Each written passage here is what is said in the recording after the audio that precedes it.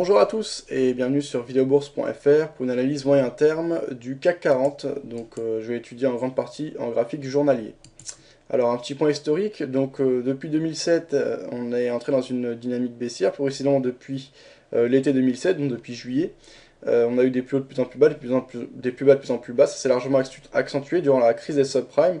On a eu une très forte accélération durant l'année 2008, accélération baissière qui nous a fait passer tout de même sur les plus hauts à l'été 2007 à 6163 points, sur les plus bas en mars 2009, au plus bas de la crise, à 2460, donc un CAC qui a été quand même divisé par quasiment 3, ce qui est énorme, et beaucoup plus que d'autres indices, notamment ceux qui étaient directement impactés, j'entends par là les marchés américains. Donc depuis ces plus bas, on a eu une phase de correction.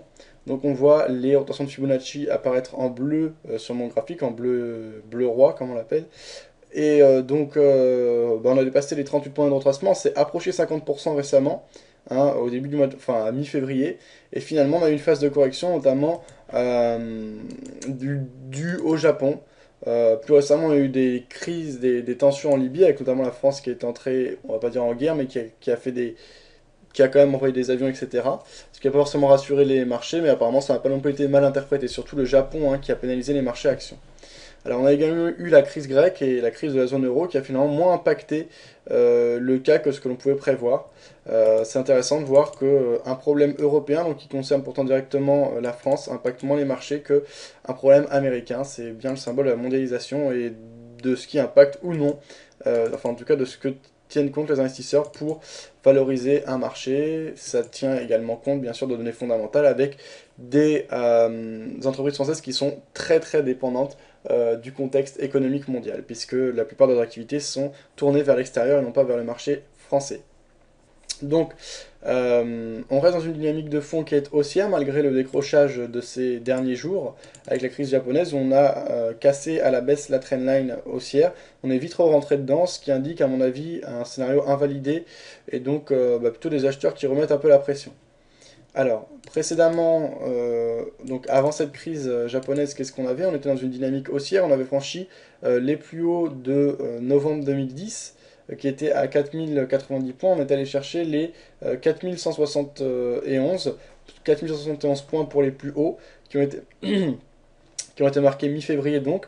Ensuite, écroulement, accélération baissière, notamment un gros gap baissier et une forte séance de baisse le 15 mars. Et depuis, on a tendance à revenir un peu. On tend même à combler le gap ici, ce qui n'est pas tout à fait fait. Il reste encore un petit espace entre les plus bas du 15 au niveau du CFD et les plus hauts du 18. On va voir ce que ça donne. Aujourd'hui, on a une belle pression acheteuse sur le CAC 40.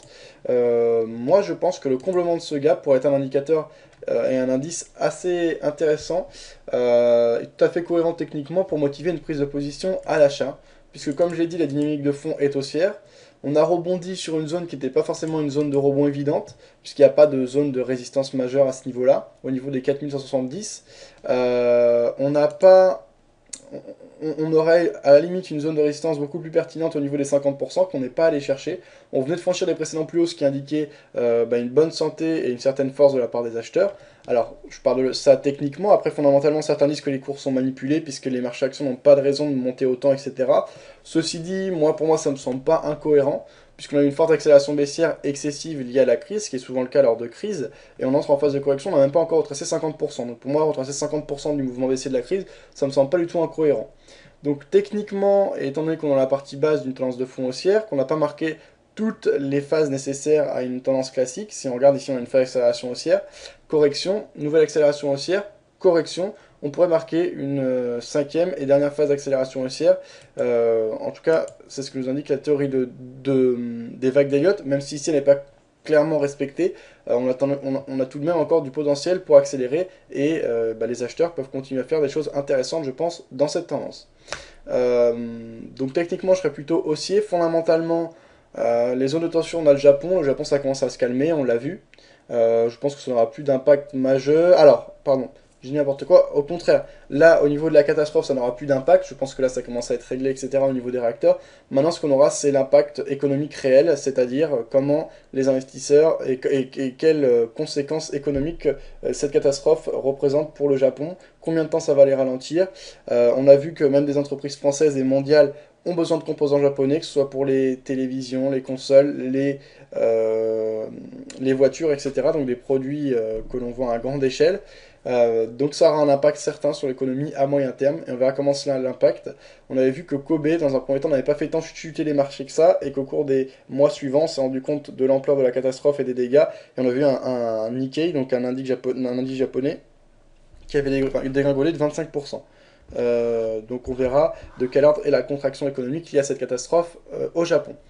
Les autres sujets d'inquiétude, c'est les frappes en Libye. Là, on a encore de l'incertitude, et on sait également que la situation est assez instable dans les pays arabes, avec beaucoup de vents de révolte, etc., et que ça peut déboucher sur des tensions. Donc ça, c'est les points d'inquiétude. On a également le Portugal, donc fondamentalement, on a quand même quelque chose d'assez instable.